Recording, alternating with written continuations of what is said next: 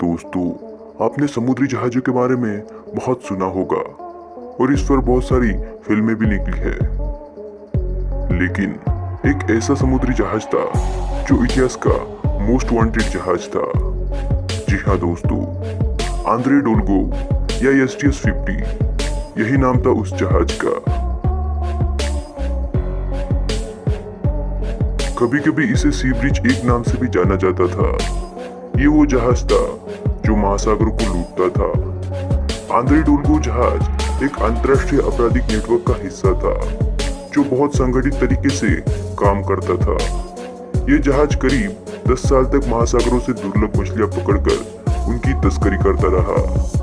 इसे पकड़ने की कई कोशिशें नाकाम रही क्योंकि ये जहाज हर बार चकमा देने में सफल हो जाता था। लेकिन एक दिन लुटेरे का ये दल इंडोनेशिया की टास्क फोर्स के हत्थे चढ़ गया। इस जंग लगे पुराने जहाज को देखकर कोई भी ये नहीं कह सकता था कि ये दुनिया का मोस्ट वांटेड जहाज था। दोस्तों, मेरे इस वीडियो को एंड तक जरूर देखना।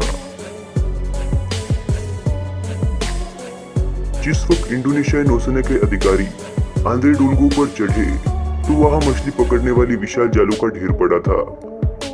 ये इतने विशाल थे कि इन्हें 29 किलोमीटर तक फैलाया जा सकता था।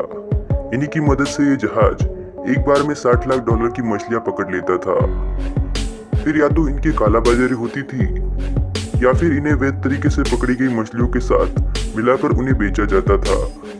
इन समुद्री लुटेरों के निशाने पर पूर्वी एशिया के मलय प्रायद्वीप और इंडोनेशियाई द्वीप सुमात्रा के आसपास का समुद्री इलाका होता था। समुद्री व्यापार के विशेषज्ञ कहते हैं कि समुद्र में पकड़ी जाने वाली कुल मछलियों में से 20% अवैध तरीके से पकड़ी जाती है। अवैध रूप से मछली पकड़ने की वजह से मछुआरों की रोजी रोटी पर बहुत बुरा प्रभाव पड़ता है। एक मोटे अनुमान के अनुसार आंद्रे डोल्गो ने पिछले 10 साल में करीब 5 करोड़ की मछलियां समुद्र से लूट ली होंगी। ये लुटेरे जहाज अक्सर ऐसे इलाकों में घूमते हैं जो किसी भी देश के अधिकार क्षेत्र के बाहर होते हैं, इसलिए इन्हें यहाँ अवैध गतिविधियां करने में आसानी होती है। इस काम में अक्सर सरकारी अधिकारी भी शामिल होते हैं। भ्रष्टाचार, मनी लॉन्ड्रिंग और गुलामी भी इनके काम के महत्वपूर्ण हिस्से हैं।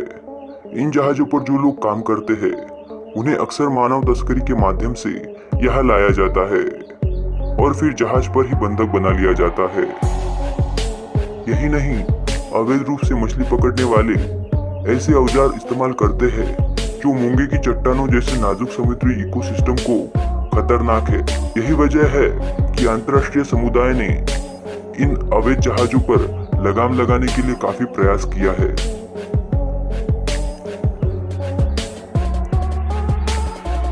मोस्ट वांटेड जहाज आंद्रे डोल्गो का असली नाम शिनशाई मारू नंबर 2 था।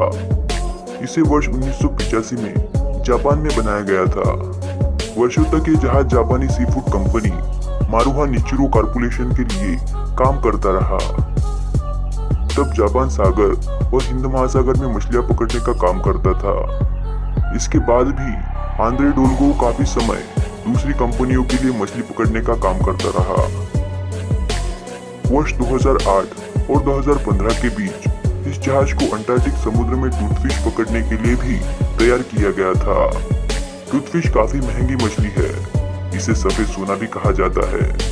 इस मछली को पकड़ने के लिए विशेष लाइसेंस की जरूरत होती है, लेकिन आंद्रे डोल्गो ये काम अवैध रूप से कर रहा था। इसकी अवैध गतिविधियों पर पहली बार अक्टूबर 2016 में चीनी अधिकारियों की नजर पड़ी। तभी इस जहाज से बड़ी मात्रा में टूथफिश मछली उतारी जा रही थी। इस वक्त आंद्रे डोल्गो खुद को कंबोडिया में रजिस्टर्ड जहाज के तौर पर पेश करने लगा था।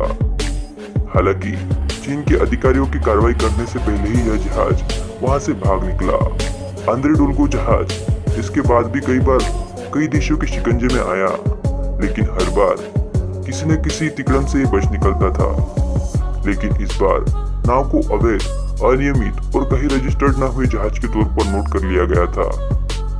अब ये वैध रूप से किसी भी बंदरगाह पर नहीं रुक सकता था। जनवरी 2017 में इस लुटेरे जहाज ने अपना नाम बदलकर सी ब्रिज 1 रख लिया। और खुद को अफ्रीकी देश टोगो में रजिस्टर्ड बताने लगा।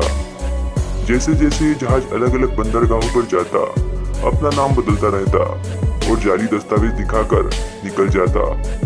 इस जहाज के चालक दावा पेश करते थे कि उनका जहाज करीब 8 देशों के लिए काम करता है, जिसमें टोगो, नाइजीरिया और लैटिन अमेरिका देश बोलिविया भी शामिल है। आखिरकार 2018 में आंद्रे डोल्गो को मेडागास्कर की एक बंदरगाह पर पकड़ लिया गया, लेकिन इस बार भी जहाज के कप्तान अधिकारियों को चकमा देकर फरार हो गए। हालांकि इस बार ये समुद्री लुटेरे अपने निशान छोड़ गए। इस जहाज में स्वचालित ट्रांसपोर्टर लगा था, जिसका इस्तेमाल समुद्र में जहाजों के बीच टकराव रोकने में होता था। इसे AIS के नाम से जाना जाता है। सैटेलाइट की मदद से इसकी लोकेशन का पता लगाना आसान हो जाता है। इंडोनेशिया के अधिकारियों ने आंद्रे डोल्गो के AIS का पीछा किया। कई दिनों की मशक्कत के बाद उसे कब्जे में ले लिया गया। इस तरह के अवैध जहाजों का पीछा करना, उन्हें जब्त करना और उनके पूरे नेटवर्क का पता लगाना एक महंगा काम है। अक्सर देश इस काम में दिलचस्पी नहीं लेते। जिस वक्त आंद्रे डोल्गो जब्त किया गया, वो इंडोनेशिया की समुद्री सीमा में था।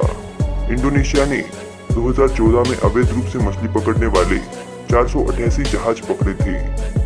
इन जहाजों पर जो लोग इंडोनेशियाई नागरिक थे, उन पर भी कड़ी कार्रवाई की गई। इससे कितनी मछली की तस्करी की गई थी और कहां-कहां पैसे का लेन देन हुआ था।